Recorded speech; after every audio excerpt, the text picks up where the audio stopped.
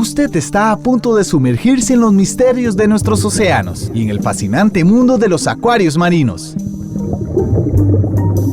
Esto es Acuariofilia Marina, un mundo marino en la radio gracias a la Asociación Costarricense de Acuariofilia Marina, una organización sin fines de lucro comprometida con el acuarismo responsable y profesional. 90 años en el corazón de Costa Rica. Radio Monumental. Muy buenos días, amigos y amigas de Radio Monumental. Qué gusto poder ingresar a sus hogares, a sus lugares de trabajo o a su vehículo en este programa Acuariofilia Marina de la Asociación Costarricense de Acuariofilia Marina. Hoy dándole continuidad a una preocupación que desarrollábamos en el programa anterior. En el programa anterior hablábamos de la problemática que están viviendo nuestros océanos y dentro de esta lo que es la contaminación que puede ser por nutrientes, nitratos altos, todos los compuestos nitrogenados, pero también por plástico. Estamos consumiendo plástico en la sal, estamos hasta en el agua embotellada. En algunos países ya se han encontrado muestras de residuos de microplásticos, en fin. Entonces hoy tenemos un tema que nos va a dar esperanzas de lo que puede ser soluciones a esta problemática que vive la humanidad. Muy buenos días, don Ricardo, un programa más de Acuariofilia Marina. ¿Cómo te encontrás el día de hoy? ¿Qué tal? Buenos días, don Hernán y amigos que nos escuchan a través de las ondas radiales de Radio Monumental, la radio de Costa Rica. Hoy en esta mañana ya disfrutando este café, ya agradeciéndole al Creador primeramente por el don de la vida y por supuesto a usted que nos escucha en su lugar de trabajo, en su automóvil, donde quiera que usted nos esté dando ese acceso a su sábado. Muchísimas gracias por ser parte de Acuariofilia Marina.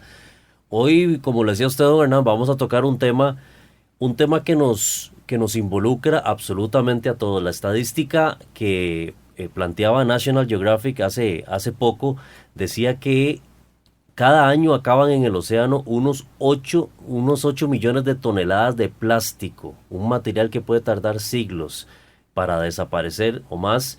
Y también un tema que va a ser muy interesante porque hemos visto que el país depende muchísimo de los combustibles fósiles para poder mover a todo el país. Y hoy tenemos una conversación que nos muestra que hay un rayo de esperanza y que hay alternativas que se pueden explotar. Hoy tenemos el agrado de contar con un conocido, con Germán Jiménez. Germán lo conozco de una empresa en la cual pudimos trabajar conjuntamente en el pasado, pero actualmente es el gerente de investigación del proyecto Pilo Fuel, que busca generar combustibles a partir de plásticos. Y para mí es una sorpresa cuando me enteré del proyecto, y para mí inclusive fue muy interesante aprender que uno puede generar combustibles como la gasolina o el diésel a partir de un material tan contaminante como es el plástico. En el programa pasado hablábamos de que la gran cantidad o la mayoría del plástico que se encuentra en los océanos viene inclusive de la ropa, del poliéster de la ropa, ya que cuando se lava la ropa en las lavadoras, ese poliéster, esas fibras no son capturadas por los filtros, se van al alcantarillado, terminan los ríos y terminan los océanos, y esa es una fuente de gran cantidad de plásticos que estamos teniendo en los océanos. Así que, Germán, muchísimas gracias por estar con nosotros en esta mañana. Hoy vamos a tener una conversación para que usted nos eduque, no solamente a nosotros, sino también a las personas que nos escuchan, sobre la problemática y cómo nace un proyecto como este. ¿Cómo terminamos de tener un envase plástico a tener combustible? Para que nos cuente. Buenos días. Buenos días. Mucho gusto más bien por participar en este programa y agradecido por la invitación que ustedes me dieron. Tal vez para hablar un poco de esto de el plástico. Todos los plásticos vienen del petróleo. O sea, eso es un hecho ahí de la naturaleza, ¿verdad? Que toman el petróleo, que es una materia prima muy barata, le hacen una serie de purificaciones y después de purificarlo mucho, lo dejan prácticamente en una sustancia de un solo tipo, y esa sustancia comienzan a hacerla reaccionar y la convierten en un polímero. Estos polímeros es lo que nosotros conocemos como plásticos.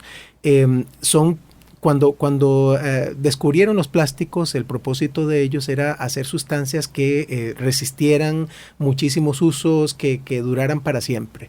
Ese fue el propósito. Y de se hacer los vendió plásticos como la gran solución a la humanidad. Correcto. En ese momento no había nada para sustituirlo. O sea, no había nada que tuviera esa función de los plásticos. De hecho, por ejemplo, cuando tenían que envolver frutas y productos perecederos, los ponían en papel encerado, que no tiene la misma resistencia a la degradación que tiene el plástico.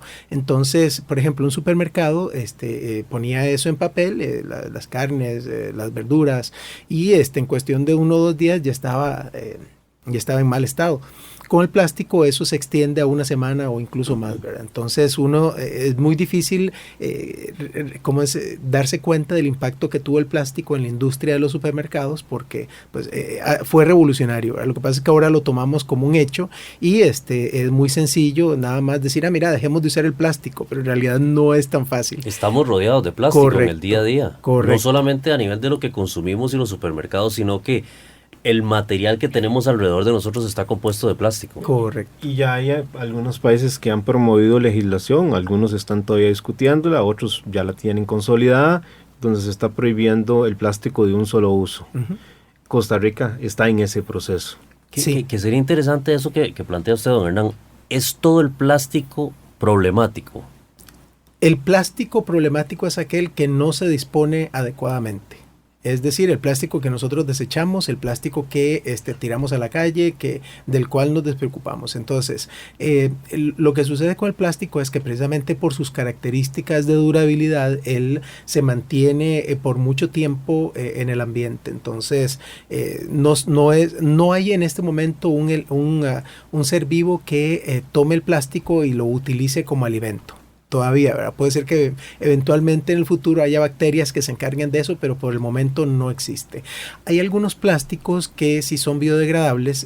Hay uno que se llama PLA, se llama ácido poliláctico, pero ese material sí es biodegradable. Lo que pasa es que igual tiene sus pros y sus contras, ¿verdad? O sea, también pues dura mucho menos que el plástico, pero también cuando se usa en cantidades muy grandes y se tira un relleno sanitario, igual dura años en deshacerse. Entonces, para resolver el problema del plástico nosotros necesitamos una gran cantidad de soluciones. No es una sola solución, sino todas las que sean posibles para hacerlo. Entonces, reducción, por supuesto, tenemos que reducirlo hasta donde sea posible. Reciclaje igual, hasta donde sea posible, reciclar todo lo que podamos. Y después viene la última parte, que es lo que nosotros tratamos de hacer, que es el reciclaje químico. Aquí en Costa Rica y de hecho en toda Latinoamérica no somos muy dados a desarrollar procesos químicos. Normalmente lo que hacemos es que importamos los procesos de otros países y los implementamos acá. Nosotros nos dimos a la tarea de desarrollar el proceso químico para aprovechar este plástico.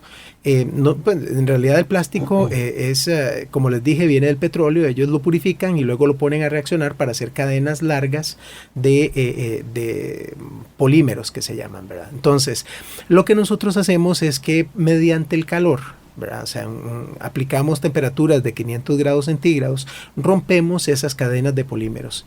Entonces, al romper esas cadenas de polímeros, lo que nos quedan son monómeros o sustancias un poquitito similares, que son idénticas, podríamos decirlo incluso, a las que componen la gasolina y el diésel. Entonces, nosotros nos aprovechamos de esa facilidad que nos da el material y prácticamente podemos obtener 1 litro de combustible líquido a partir de 1 kilogramo de plástico de desecho. Una conversión 1 a 1. Más o menos. No es un 100% de conversión, ¿verdad? O sea, el litro de combustible pesa 800 gramos. O sea, es casi 1 kilo, pero no, son 800 gramos.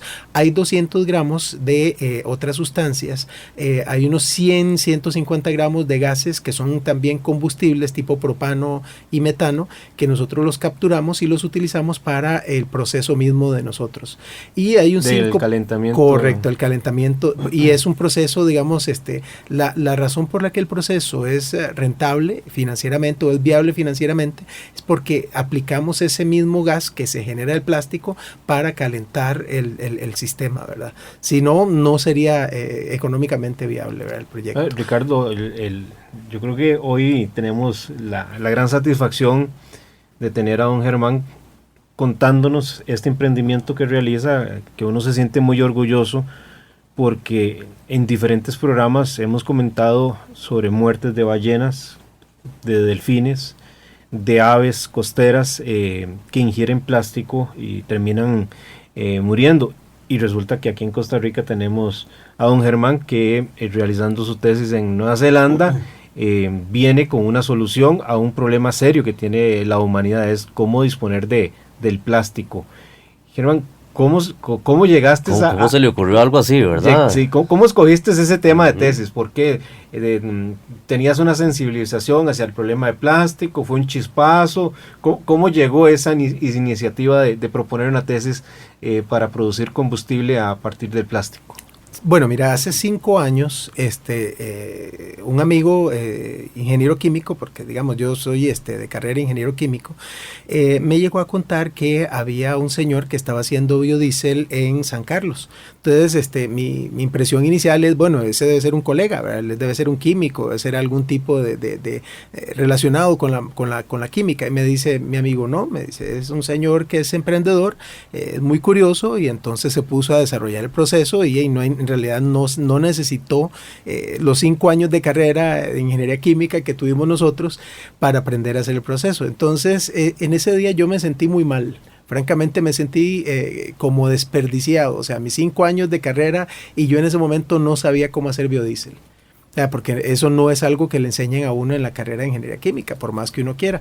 Y entonces me sentí tan mal que digo, no, mira, aquí la única forma de limpiarme la cara es investigar sobre alguna otra fuente valiosa de combustibles, ¿verdad? Entonces pasé alrededor de 2 o 3 semanas buscando información en el internet sobre posibles fuentes alternativas y me encontré que en algunos países ya hacían reciclaje de plástico y pues me dediqué ya a desarrollar un poco más el proceso. Entonces esta parte del reciclaje de plástico en combustibles pues en realidad sí ya se hace en otras partes del mundo. No somos el primer país en descubrirlo, pero para efectos de Latinoamérica sí seríamos el primer país en hacerlo en alto volumen, que ahí es donde está tal vez la clave, ¿verdad? O sea, reproducir el proceso no es difícil, la parte que es difícil es hacerlo rentable en una industria ya de tamaño grande. Y escalarlo a la demanda. Correcto. Para que se den una idea, bueno, nosotros llevamos más o menos 5 años ya desarrollando el proceso, ya sabemos todos los detalles de cuál es el plástico que funciona, cuál no funciona.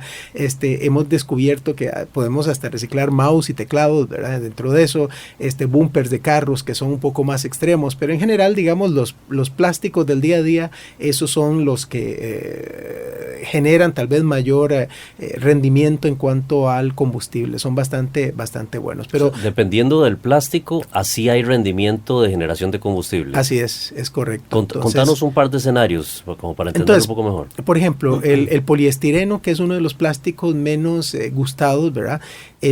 Cuando nosotros lo convertimos en combustible, él genera alrededor de 1 litro y un poquitito más de 1 litro por cada kilo de poliestireno. Este es el famoso estereofón. El poliestireno de estereofón, ¿verdad? Que ese también llega a los mares porque se deshace muy fácilmente. Entonces, ese es un material que da muy buen rendimiento. Las botellas PET, en cambio, dan un rendimiento muy malo.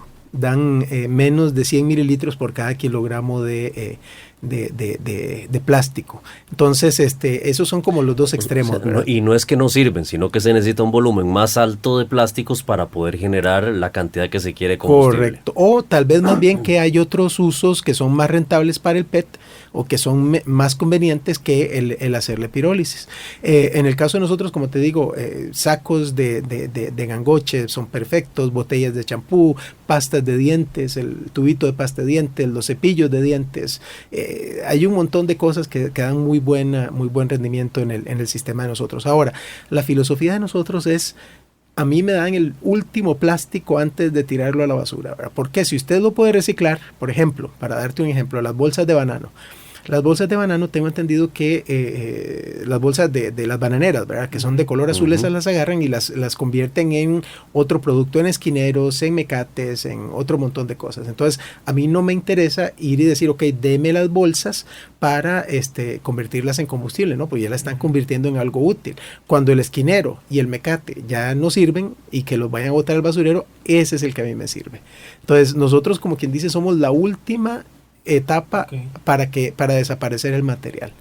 En Costa Rica, prácticamente hace un año, un medio de circulación, bueno, hay dos reportes que han hecho 2 medios de circulación nacional impresos, y hace exactamente un año uno de ellos decía que Costa Rica estaba produciendo 564 toneladas de plástico al día. Más recientemente, en febrero de este año, el otro medio de circulación nacional hablaba de 440 toneladas que tenían como destino final el mar, y eso equivalía a 15 camiones de recolectores de basura en plástico. Obviamente yo al inicio, cuando Ricardo me planteaba el tema, yo me imaginaba, ¿y Costa Rica tendrá la suficiente producción de plástico de desecho para sostener un emprendimiento? Y claro, cuando ya revisaba estas cifras, uno dice, yo creo que sobra la materia prima. Vos tuviste que haber hecho un análisis de factibilidad para este proyecto que tenés. ¿Son estas cifras así tan alarmantes de toneladas que estamos produciendo en Costa Rica? Correcto, la cifra que yo manejo mentalmente son 600 toneladas al día que se generan de desechos. 600 que andan toneladas. Muy parecidas a las 550 que dijiste en esa al principio. cantidad de toneladas la diferencia realmente es mínima a lo que me estás diciendo. Exacto. Entonces nosotros ahorita, por ejemplo, estamos haciendo nuestro primer equipo industrial que lo que maneja son 6 toneladas al día. Ya ese equipo es rentable. Es rentable operarlo y vale la pena instalarlo y echarlo a andar y ponerlo a procesar el plástico. Nuestro objetivo es en mediano plazo acaparar o tener tal vez alrededor de un 25% del plástico de desecho. No pretendemos ser la única solución, sino colaborar significativamente a la reducción del plástico de desecho. Una de las ventajas que tenemos es que podemos recibir plástico mezclado, podemos recibir plástico sucio, contaminado, digamos. Esa era una de mis preguntas que te tenía, Sí. es decir, ¿qué pasa con el plástico sucio que tiene residuos orgánicos? ¿Los separás, los limpias o esa temperatura, lo refina, digámoslo así? Sí, el proceso químico es un proceso básicamente térmico. Lo que hacemos es que calentamos el plástico en un ambiente libre de oxígeno, porque esa es la parte clave. El proceso no tiene que tener oxígeno. En el momento que tienes oxígeno, lo que está haciendo es combustión, es quemarlo. ¿Ok? No es transformarlo, ¿verdad? Entonces, ¿por qué? Porque lo que hace el plástico es decir, bueno, yo estoy muy caliente, estoy a punto de romperme, y lo primero que buscan es oxígeno para terminar de romperse. No hay oxígeno, ok, me rompí y me convertí en combustible. Eso es lo que sucede. Entonces, nuestro proceso es libre de oxígeno. Entonces, sí, cuando hay comida, lo que sucede con esas moléculas, digamos, de aceite o de arroz o de harinas, lo que sea, eso, algunas moléculas se convierten en combustibles ligeros, digamos tipo metano o propano, y otras se convierten en carbón. Nuestro proceso, como les digo, tiene un 5% de componentes sólidos, que es tipo carbón. Ese carbón tiene una energía similar a la del diésel o a la del búnker. La única diferencia es que es sólido, ¿verdad? Entonces, en este país hay gente que utiliza ese combustible en sus procesos, que son las cementeras, ¿verdad? De hecho, las cementeras normalmente traen ese carbón, coque, se llama, de México y de Estados Unidos, para quemarlo en sus sistemas y proveer de energía a su proceso. Entonces, básicamente no desperdiciamos nada.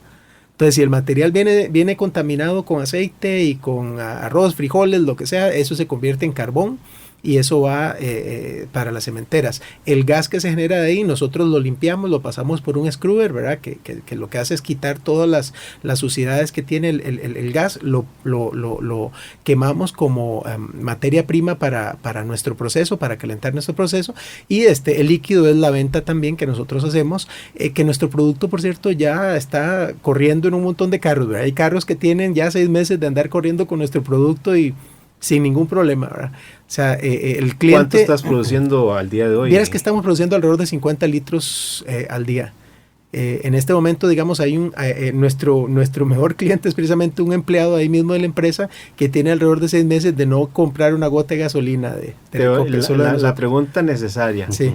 Comparado con, porque aquí también todo se reduce a un tema económico, no solo es el deseo de que uno pensaría que la mayoría de la población esté dispuesta a dar una solución a un problema de contaminación, pero muchos otros lo que podrían estar viendo es un tema meramente económico. Comparativamente, 1 litro de tu combustible versus 1 litro comprado en una gasolinera, ¿cuáles son los costos? Ok. Aquí, digamos, entra de por medio lo que es el impuesto único que nos cobran, ¿verdad? El combustible. Resulta que los combustibles alternativos, como el biodiesel o como nuestro combustible, no pagan, hasta donde yo sé, ese impuesto único. Pagamos el impuesto del IVA y eso, pero no hay que pagar esa parte. Entonces, tomando en cuenta esa variable, exactamente, el de nosotros regular. Es más barato. Ahora, obviamente es por la escala en que lo estamos haciendo. Volumen, si nosotros lo hiciéramos en un volumen muy grande, seríamos incluso más baratos que el combustible que trae Recope de afuera, aún sin el impuesto. Entonces, básicamente, digamos, nuestro costo de convertir, el costo de nuestro proceso anda entre los 25 y los 30 centavos de dólar por litro. Ese es el costo de conversión. O sea, yo agarro, digamos, 1 kilo de plástico, le aplico 25, 30 centavos de nuestro proceso, que es el costo, y lo convertimos en 1 litro de diésel o gasolina. ¿Y cómo definen si es gasolina o es diésel? ¿En qué parte del proceso? Ok, lo que sucede es esto. Cuando imagínate que el plástico, como te digo, es una cadena bien larga. Entonces, imagínate que agarras un cuchillo y comenzás a cortar, pero con los ojos cerrados. Eso es lo que nosotros hacemos. O sea, así literalmente, eso es lo que hace la temperatura. La temperatura es quebrar eso en pedazos pequeños. Resulta que la gasolina, por ejemplo, son cadenas, para que más o menos tengamos una idea, que tienen de 5 a 15 eslabones. Eso es la definición de gasolina, digamos. Son cadenas que van desde 5 hasta 15 eslabones. El diésel va de 16 hasta 22 eslabones. Eso resulta que se separa por destilación. Entonces, destilación lo que quiere decir es que vos pones a hervir el material, porque eso básicamente viene mezclado, ¿verdad? Todo eso va en una sola mezcla, y lo que hacemos es que lo ponemos a hervir. Entonces, lo que hierve desde 50 grados centígrados hasta 150 grados centígrados, eso es gasolina. Y lo que hierve de 180 hasta 250 grados centígrados, eso es el diésel. Entonces lo separamos por el punto de ebullición. Exactamente. Y perdón, don Hernán, el material plástico lo mezclas, los diferentes tipos de plástico, o tenés que hacer el proceso de clasificación. De clasificación de no, plástico. eso de hecho, cuando lo mezclamos funciona mejor.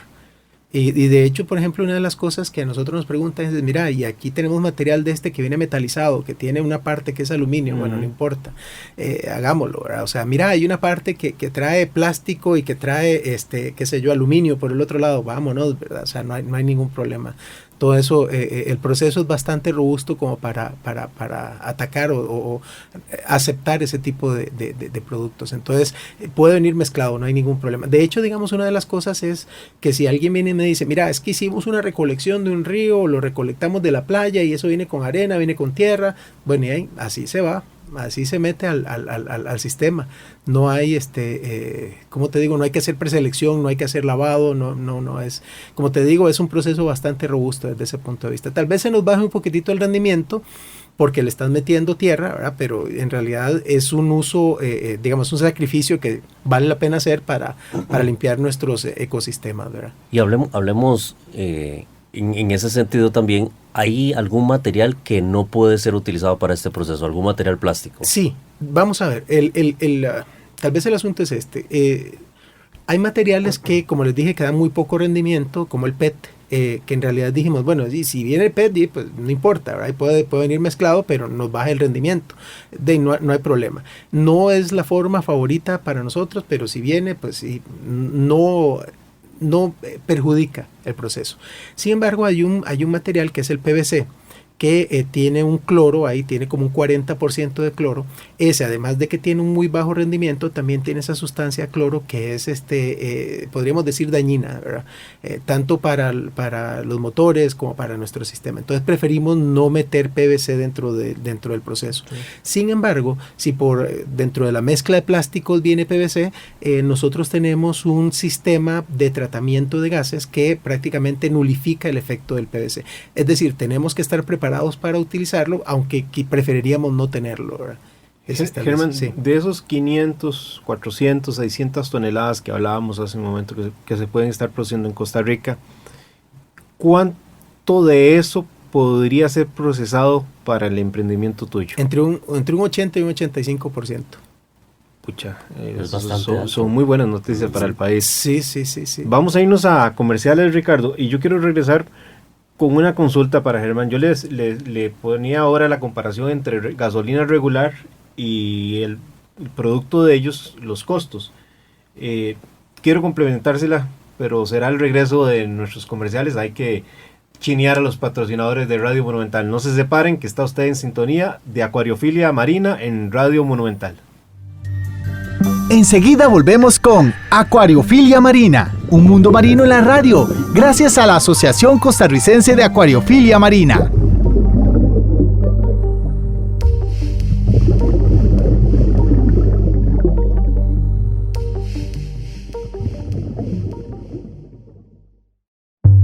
Exploremos juntos las fascinantes formas de vida que habitan nuestros mares y acuarios marinos.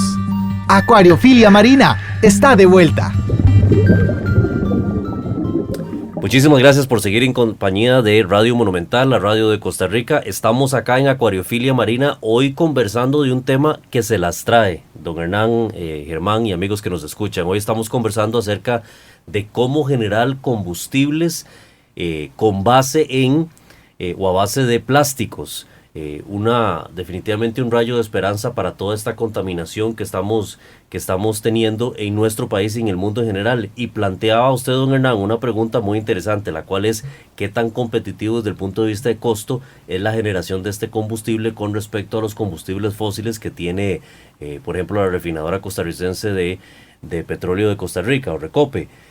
Sí. Y pareciera bastante competitivo. No, Ricardo, yo estoy súper contento con el programa de hoy. Es que imaginémonos que si Costa Rica está produciendo 450 toneladas, como referenciaba hace un momento, u otro medio habla de 564 toneladas, y don Germán nos habla más bien de una referencia de 600 toneladas, que mayormente van a terminar en nuestros océanos, y que a través de este emprendimiento podamos reciclar o reutilizar el 80-85% de esa contaminación, en buena hora para Costa Rica.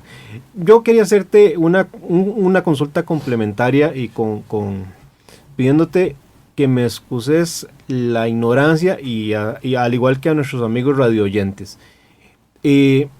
Uno siempre ha escuchado de que el combustible que usamos en nuestros vehículos, si tiene cierta cantidad de octanaje, hace que el vehículo o ese combustible nos pueda rendir más por kilómetro. Yo no sé si eso es un proceso aparte, que luego se le agrega algún aditivo para que aumente el octanaje, o si ya per se en tu proceso sale con algún octanaje determinado, y porque el tema del costo no es solo el de producirlo, sino cuánto me va a rendir el litro de gasolina regular de Recope versus el litro de gasolina regular tuyo, no solo en costo sino en rendimiento. Sí, precisamente nosotros llevamos nuestro combustible a un taller donde miden la eficiencia de los combustibles. Precisamente la persona que estaba haciendo la prueba nos dijo, mira, si ustedes no me dicen que este combustible no es el de Recope, yo no tengo cómo darme cuenta, porque es exactamente igual en cuanto a rendimiento, a lubricidad, a todo, ¿verdad? Lo único que se dio cuenta fue por el color, ¿verdad? Porque el de nosotros tiene un color que no le hemos echado ningún tinte tinte, ¿verdad? Que al de recope le ponen el tinte rojo ese para que se vea rojita la gasolina, pero digamos, desde el punto de vista de rendimiento y de potencia, no hay ninguna diferencia. Entonces, más bien nosotros llevamos igual otras muestras de combustible a unos laboratorios, el Select se llama, y este laboratorio Select nos dijo, mira, ustedes tienen un octanaje de 108 octanos en esa muestra que llevamos ahí. Entonces, más bien estábamos muy por encima de los 95 que tiene la Super, ¿verdad? Entonces, y de hecho nosotros lo hemos estado verificando, los vehículos que utilizan no esto, solo sale más barato, sino que nos rinde más. Exactamente, exacto. Podemos hacer más kilómetros por litro. Es muy probable que sí tenga algún efecto positivo también. Ahora, exacto. la pregunta del millón de seguimiento de eso es la parte de contaminantes. Tal vez uno tiene la imagen, así sea correcta o incorrecta, de que la gasolina super es más limpia que la gasolina regular, o como le estamos llamando ahora, que le estamos modificando los nombres un poco para más nivel internacional. ¿Qué tan de cierto es esto con respecto al combustible que ustedes generan? Déjame complementar tu duda, Ricardo. Uno de los problemas, y lo hemos señalado en nuestros programas, que tiene la humanidad es que ya sobrepasamos los niveles aceptables de dióxido de carbono. ¿Cuánto combustible del que producís puede estar generando dióxido de carbono en mayor medida o menor medida que el combustible regular?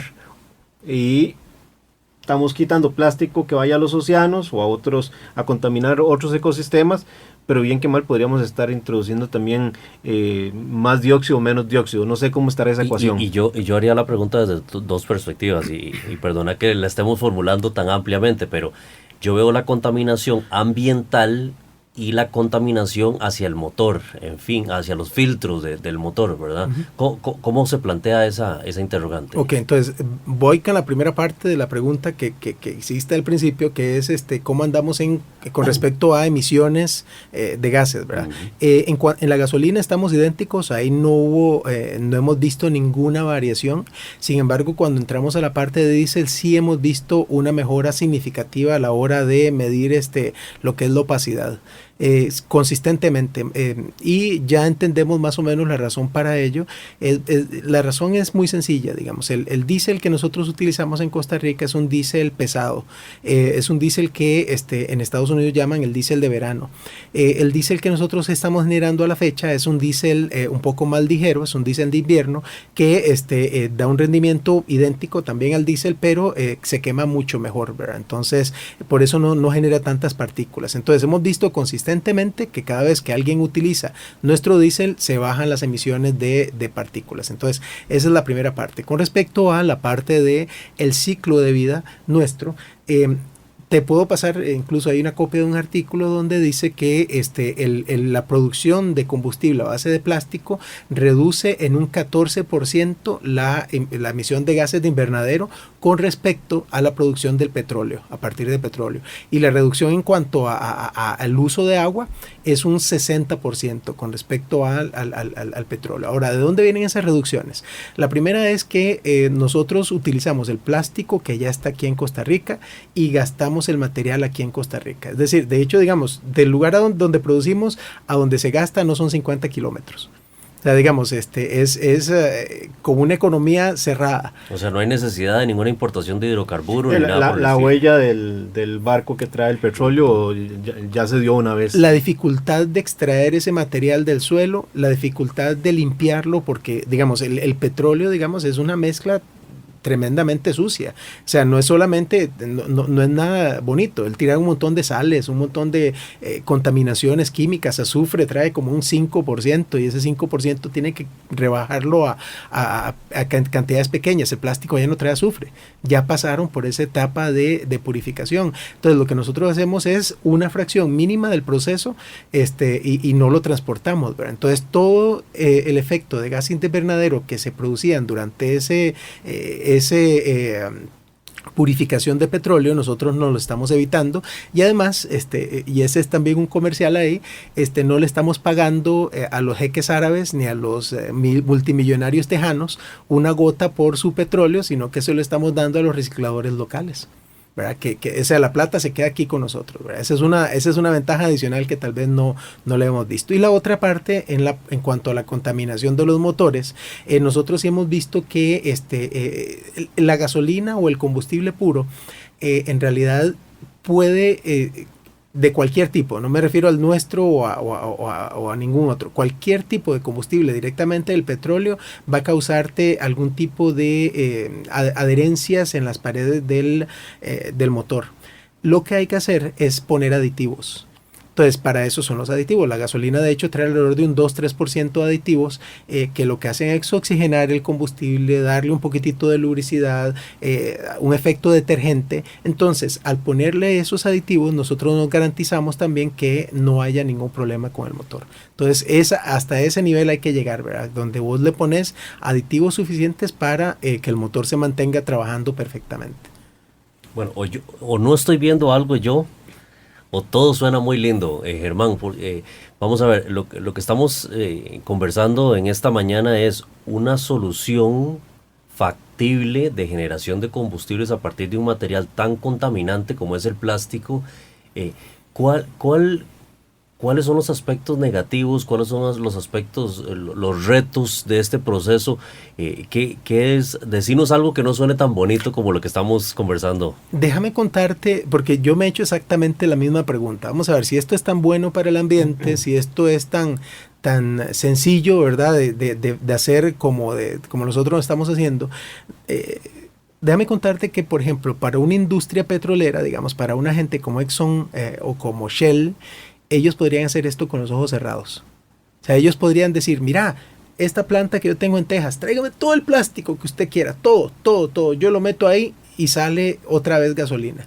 Eso ellos lo podrían hacer. Francamente no sé por qué no lo están haciendo. El mismo proceso que ellos hacen para el petróleo, lo podrían estar haciendo para el plástico. Sin embargo, yo lo que imagino es que a ellos no les sirve sustituir ni un poquitito de sus pozos petroleros por un montón de plástico que viene y reciclarlo, ¿verdad? Entonces, básicamente lo que estamos haciendo nosotros es replicar la tecnología de los petroleros en pequeñito.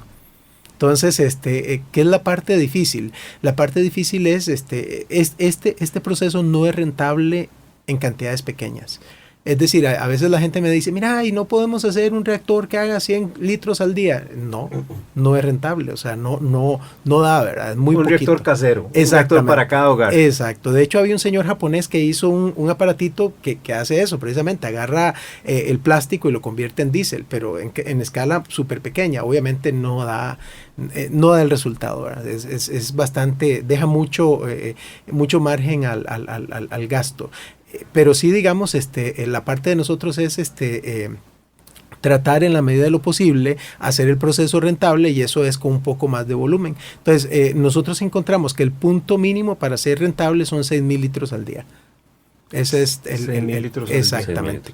Que no es, digamos, es un 1% de lo que nosotros generamos de desechos en plástico en Costa Rica. Pero yo me pregunto también si a gran escala, o sea, si se puede escalar este proceso para suplir la demanda de un país, inclusive del mundo entero, no porque no hay suficiente plástico. Me parece que eso es también una consideración del por qué los combustibles fósiles siguen reinando como una fuente que se supone es inagotable con respecto a otras materias como estamos hablando del plástico. Sí, el cálculo más o menos es que si nosotros tomáramos ese 100%, las 600 toneladas diarias de plástico, y todo lo convirtiéramos en combustible, apenas sería un 6% del consumo de combustible del país. O sea, no da abasto para todo el mercado este producto. Sin embargo, digamos, si vos decís, mira, vamos a tener un 6% de plástico, un 4% de biodiesel, un 5 o 6% de etanol, y ahí vamos robándole el petróleo, ¿verdad? Poquito a poco. Pero por lo menos yo miraría también los grandes beneficios, es que esta cantidad de plástico no termina en nuestros mares, que bien que mal vamos a tener una disminución de gases de efecto invernadero, de dióxido de carbono, por el proceso que ya acabas de explicar, y tiene una parte social que me gustaría que tal vez la conversáramos un poquito, si ya has entrado a analizarla. Vas a ocupar recolectar plástico. ¿Cómo tenés visualizada esa mecánica de que la gente llegue? ¿Vas a tener puntos de recolección, la gente puede ganar algo por dedicarse a buscar el plástico por todo el país, como lo se puede hacer con el aluminio. ¿Cómo está esa parte de la consecución de materia prima? Sí, hay una cierta cantidad de plástico que puedes conseguir gratis.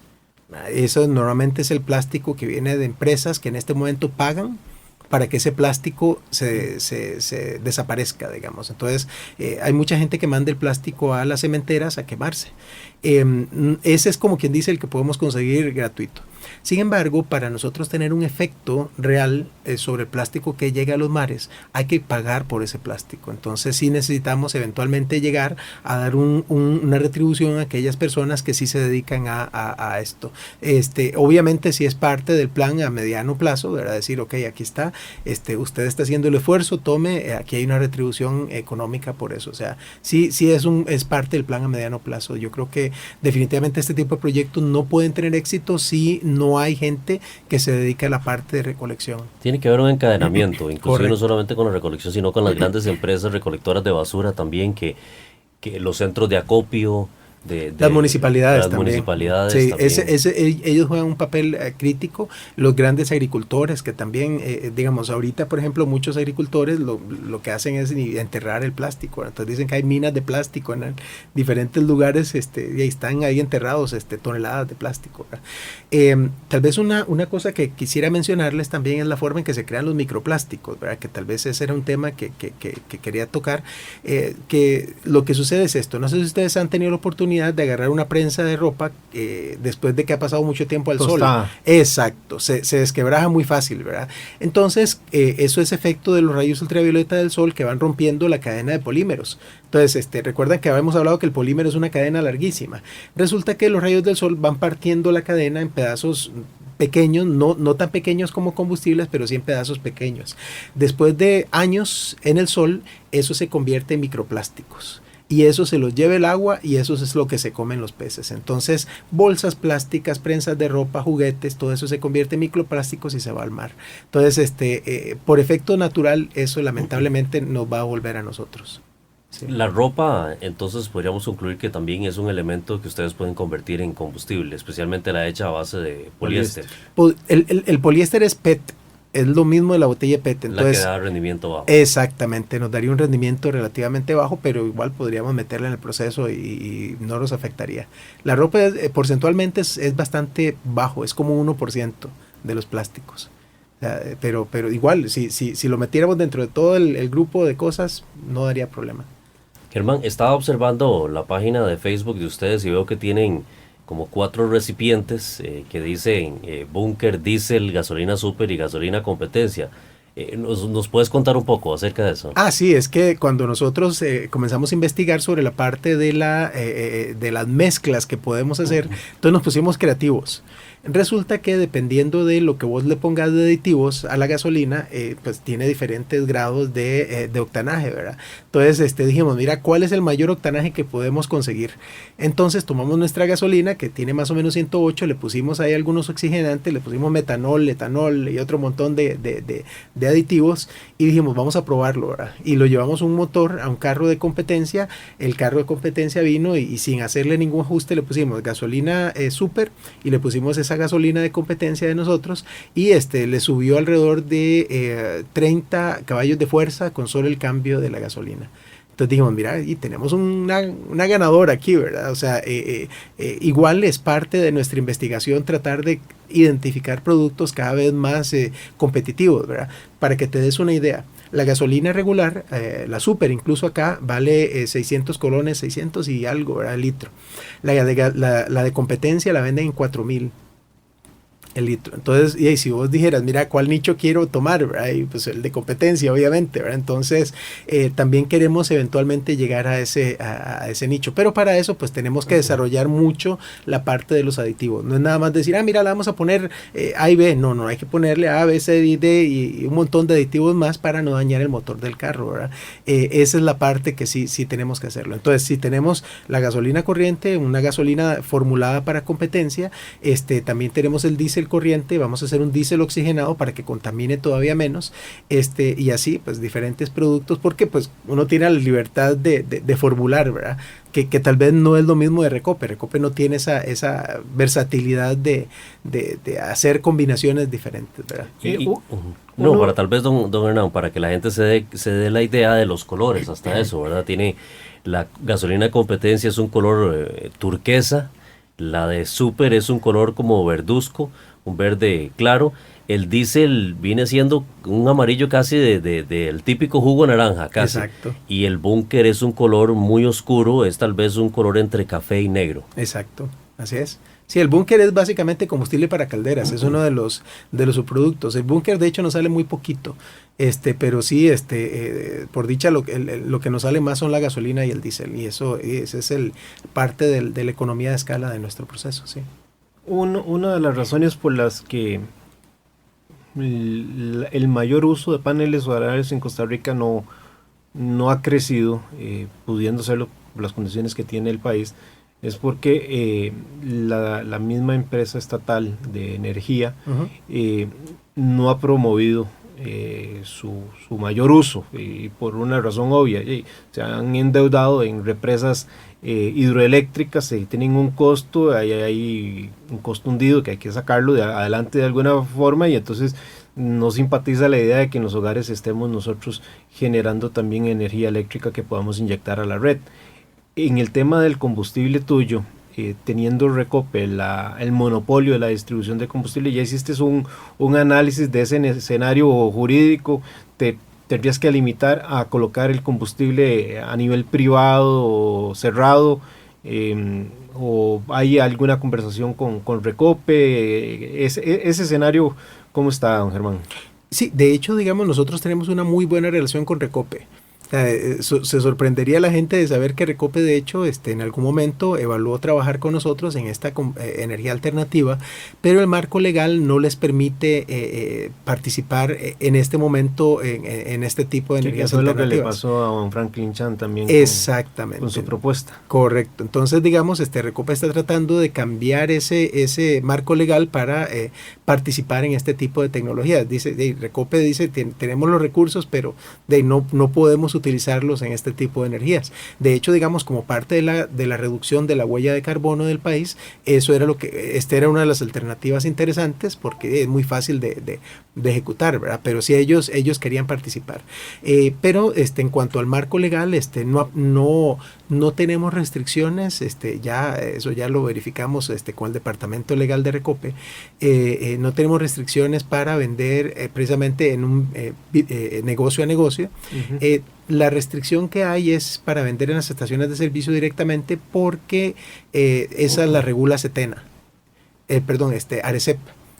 ARECEP lleva un registro muy estricto de lo que vende cada una de las estaciones de servicio, y entonces en teoría no debería venderse en esos lugares. Es parte del control que ellos llevan. Entonces, un emprendedurismo como el de ustedes, ARECEP no lo regula en términos de precio. No. Siempre y cuando sea limitado. Estamos fuera del aspecto legal. Porque, digamos, una de las formas en que uno podría perfectamente funcionar es decir, bueno, qué sé yo soy una empresa X que genera un montón de plástico de desecho, y usted lo que me hace es el servicio de transformar ese desecho en combustible, y yo le compro ese mismo combustible. Entonces, igual lo compro con un precio más barato y yo lo uso en mi flota, y es un circuito cerrado, ¿verdad? Eso es lo que llamamos economía circular. No hay ningún desperdicio, ¿verdad? Uh-huh. Hace unos instantes referenciabas el tema de que era necesario un volumen para que hubiese rentabilidad en el proyecto. ¿Cuáles son las etapas que vienen para este emprendimiento tuyo? Estás en una fase que ya superó la parte de investigación, estás con una pequeña producción, pero tenés que ya escalarla a un nivel comercial. Nos comentabas también que el financiamiento ya, por dicha, lo lograste. ¿Cuáles son las etapas que están de cara al proyecto? Esperamos iniciar producción en alto volumen en noviembre, si Dios quiere. Ya tenemos una ubicación estratégica, ya con todos los permisos necesarios por el CETENA y por el Ministerio de Salud. Esperamos entonces iniciar producción ya en alto volumen. Ahí es 6 toneladas, ¿verdad? Que eso es lo que llamamos alto volumen. Sin embargo, la idea es, una vez demostrado eso, ya ampliar ahora a 2 o 3 ubicaciones en el país. Queremos enfocarnos incluso en las áreas obviamente, digamos, hay interés en todas partes, ¿verdad? Pero para tener un impacto social fuerte, tal vez está pensando uno en lugares donde hay más necesidad de trabajos. Por ejemplo, estaba pensando la zona de Limón, Guapiles, la zona de Guanacaste, que también ahí hay bastante sensibilidad social. Entonces, ir a tratar de aportar en esos lugares para generar fuentes nuevas de trabajo, como les habíamos hablado, que preferimos que el dinero se quede aquí a que se vaya allá donde los que ya están millonarios, ¿verdad? Es parte de nuestra propuesta de valor también. Claro, ciudades, Puerto, Limón, Punta Arenas, que son poblaciones bastante privadas de oportunidades.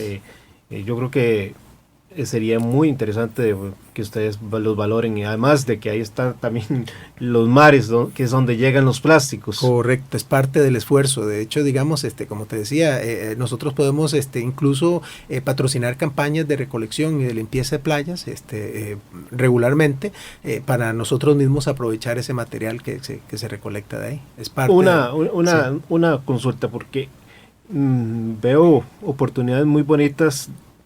El mundo de hoy es de mucha colaboración. Organizaciones como las nuestras, que son sin fines de lucro, que lo que hacen es esto, divulgar, sensibilizar, informar, también requerimos de algunos recursos para operar, porque cada vez que hay un nombramiento en la junta directiva, pues hay que pagarle a un notario público para que se inscriba, hay que estar bien con el fisco, entonces hay que llevar la contabilidad, etcétera, etcétera. Entonces necesitamos operar con recursos. ¿Se han planteado ustedes la posibilidad de que a ciertas organizaciones que son de bien social, que no tienen fines de lucro, que eventualmente puedan convertirse en esos socios que les ayuden a recolectar plástico? Pienso mujeres en condiciones de vulnerabilidad, que hay bastantes cooperativas, que puedan verse beneficiados, ya no una persona de forma individual, sino una colectividad, sobre todo si están en condiciones de vulnerabilidad. Es parte de la proyección social que tenemos, sí, definitivamente. Eso eventualmente sí vamos a llegar a un punto donde vamos a favorecer ese tipo de organizaciones. Yo creo que tal vez el primer enfoque es dentro de las personas que reciclan, que son tal vez las que generan ese material que nos sirve a nosotros, pero eventualmente también es ampliarse un poquitito más grupos sensibles o grupos vulnerables de los que estás hablando. Sí, yo creo que esa es una posibilidad bastante fuerte. No sé, digo yo, cooperativas de pescadores. Tal vez no les pagas por llevarte el plástico, pero sí les puedes dar precios especiales en el costo de los combustibles, a cambio de que te hayan llevado el plástico. Y entonces comenzamos a hacer ese encadenamiento, Ricardo, que referenciabas hace un rato. Correcto. Sí, yo creo que hay muchísimas oportunidades, definitivamente, Germán. Felicitarte primeramente por una iniciativa como estas. Yo al principio, cuando comenzábamos a conversar, yo me preguntaba cómo Germán y su grupo de trabajo llegaron a tener una iniciativa como esta, y cómo conecta también toda la problemática de contaminación ambiental con la generación de energías, si se quiere, más limpias o alternativas por lo menos. Me parece una iniciativa que, don Hernán, y amigos que nos escuchan, está muy orientada a la filosofía de este programa, de buscar darle visibilidad a esos esfuerzos, a esas iniciativas que no buscan necesariamente promover un interés comercial, sino más bien de darle a la persona que nos escucha, que nos sintoniza, una perspectiva diferente de cómo enfrentar una problemática ambiental, una problemática real.